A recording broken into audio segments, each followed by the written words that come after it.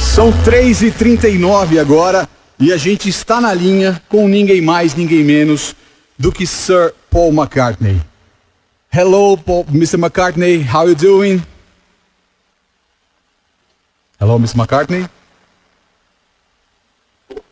Hello? Paolo? Yes? Yeah, hey Paolo, can you hear me? Yeah, loud and clear. How you doing? Okay. Yeah, great, thanks, man. How are you? I'm fine, better now. Are you on your way to the venue right now? Yeah, I am. I'm in the car. I hope the signal holds. There's too much traffic there? Yeah, there's a lot of traffic, but the police are holding it back, so I'm happy. I don't think the motorists will be happy. Yeah, probably not. But first of all, tell me about the new Freshen Up tour. How's it going so far? You've been on the road with it since September, right? Yeah, it's really good fun. You know, we're enjoying it. It's we kept a lot of the normal show, but we've included some new things from my album Egypt Station, and we have some different things. So we freshened it up, you know. But it's going great. The audience has been fantastic, and we've been enjoying it. So no problem. Yeah, no doubt about it. You played the new song back in Brazil, in Chile, a few days ago. But you didn't play. Yeah, but you didn't play in Argentina. Are you keeping the song to play here in Brazil? Yeah, you know, we were only going to play it in Brazil, but then one of the guys I talked to in Chile, it was a DJ, he said, "Oh, we love that song." So I thought, okay, well, we'll play it for Chile. But when we played it, I thought, you know, it's really for Brazil.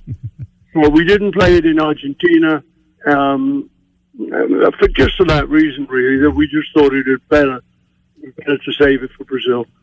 So we saved it. Okay.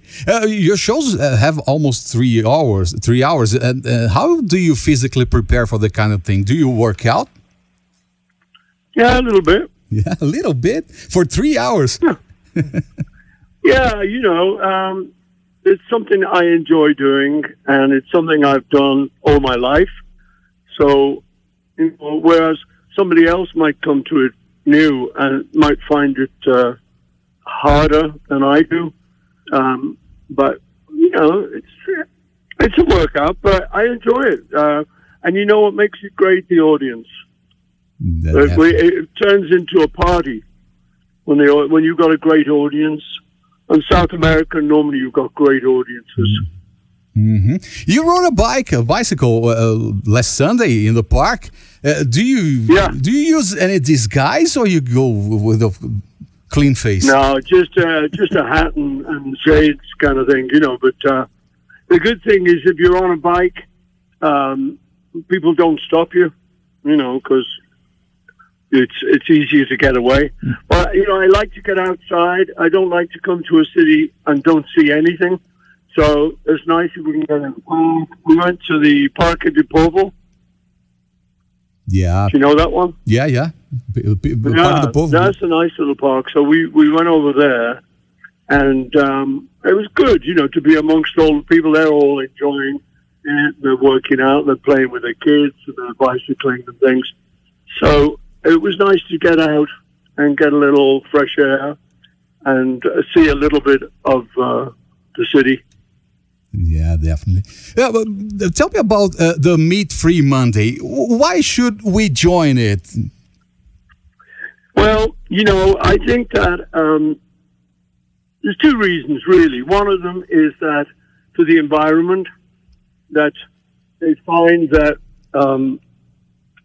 with so much livestock in the world, so many animals being raised and killed for meat, it adds to the greenhouse effect. You know, for the climate, it's not good for the climate because a lot of methane is produced, and that methane is worse than carbon dioxide.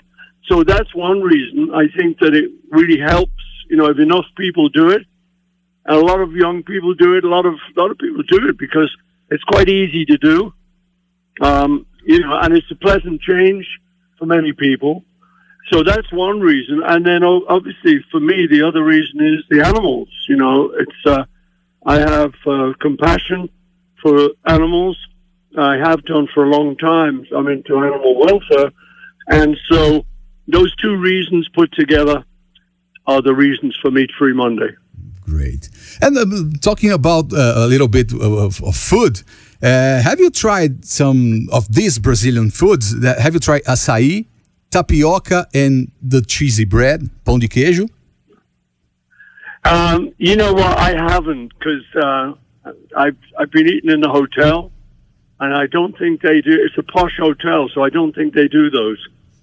But I've had some really good food. I mean, the food is great, but I don't think I've had those typical Brazilian dishes, the tapioca. Yeah, you should try. You should try. Yeah. Paul, let me ask you about yesterday, the new Danny Boyle's movie. Yeah. Do you and Ringo really have cameos in this movie? No. No? Not as far as I know. No. Because I mean, they may use some film or something, you know, but we don't act in it. Because there are 4 mysterious feet on the trailer, and people are keep saying that it's yours and Ringo's. No. And talking about this movie, what would the world be like without the Beatles? Oh, very sad. Definitely. Yeah. Yeah, I know.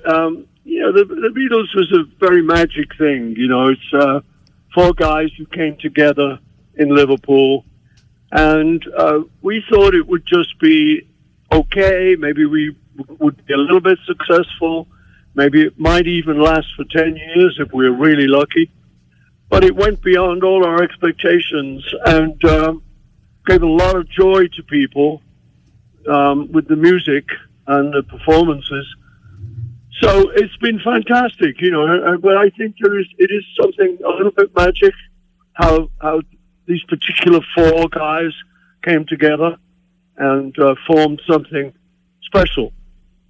All right. And if you had to recommend a song to someone who doesn't know even Paul McCartney or the Beatles, what song would it be? Oh, I don't know. There's so many, you know, so it's very difficult to say. Let's say Hey Jude. Yeah. Good call. You know, that might get them interested. Yeah. Paul, do you usually find new bands through the radio? I heard you saying that a long time ago. And yeah. Do you listen to the radio? Yeah, I listen quite a bit to the radio. I like it because I like to drive myself, you know, when I'm at home. Not when I'm on tour, but because I got to be doing things like this, you know, talking to you. But if I'm at home, just on my own, going to my studio or driving around, I listen to the radio a lot. So I hear quite a bit of new music that way.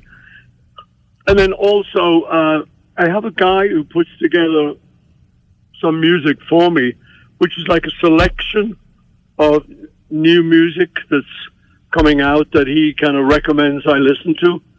So, you know, I hear things sometimes before they come out or before they become hits. You know, some things. So anyway, yeah, so I heard quite a lot of stuff, and I just choose the ones I like and play them a lot more. And, you know, like I remember hearing Pharrell's Happy. Yeah. Quite a few months before it came out and was a huge hit. I remember thinking, that's good. Who is this guy, you know? So it's interesting, you know, just to be exposed to new music. No, I like many kinds of music too. You know, I like some classical music, some standards, some rock and roll, and you know, like things like 60s music. I like some disco. So I have a very wide range of tastes. But to me, what I like is good music. And it doesn't matter It doesn't matter what style it is, as long as it's good music. And have you ever thought about having your own radio show? Well, you know, I did years ago. I did a little thing that was broadcast in London called Ubu Jubu. And that was fun. That was great to do. I worked with a producer because I wanted to do a little bit of DJing. You know, ladies and gentlemen, listen to the radio. Here we go. Okay, let's, all of that. We have a spot here at 89 FM. If you do? Yeah, you do? Oh, for boy, sure. I wish I wasn't so busy. I'd take you up on it. And you may have heard about Greta Van Fleet. It's a band, a new band that everybody's talking. What do you think about Greta Van Fleet? About what? Greta Van Fleet, that band that sounds like Led Zeppelin a little bit, and people saying that it's an impersonation. I haven't heard them yet. I haven't heard them. All right. That must be pretty recent. Mm-hmm. Are they good? Yeah, they're good. They're good. You should listen to. Where are they from? They're from United States. I think it's the Detroit area. Oh yeah, I've read about them. I haven't heard their music yet. It's my recommendation to you, Paul. Let's Cool. talk about football a little bit. You once said you're an Everton fan and a Liverpool fan. How can you be a fan of two rival teams? Yeah, I mean, it's not officially allowed, but the thing is, what happened was my dad was born in Everton, so my family was from Everton, the district in Liverpool. So our family is officially Everton fans. But years later, I met Kenny Dalglish when he was a player and then a manager of the Liverpool team. And he was so cool, and the team was so cool. And Kenny was so nice to me. He got my kid the Liverpool strip, So he was that I just fell in love with Liverpool as well. So I just said, I know it's not allowed. I know nobody does it. And if it comes to the two of them playing together, then I'm an Everton fan. Okay. But if they're not playing together against each other, I follow both teams. Okay. And I tell people I've got special dispensation from the Pope. Okay. Paul, can we expect any surprises at tonight's show? Hopefully. Yeah? Yeah, I hope so. Well, thank you very, very much for your time. Sir Paul McCartney, you've been so nice with us. Okay, you guys. All right. Well, listen, it's been a pleasure talking to you. And great to hear you on 89 FM Rock. Great. Now I want you to make an official invitation to the listeners to go to the show. Okay. Go ahead. All right. Hey, everybody, this is Paul McCartney on Radio 89 FM Rock. Come on down to the concert tonight or tomorrow night in São Paulo because we're going to have a party. We want to see you there. Let's rock! Thank you very much, Sir Paul McCartney. Sensacional. Muito legal a gente ter Paul McCartney aqui ao vivo no 2 da tarde 89. 89, a Rádio Rock.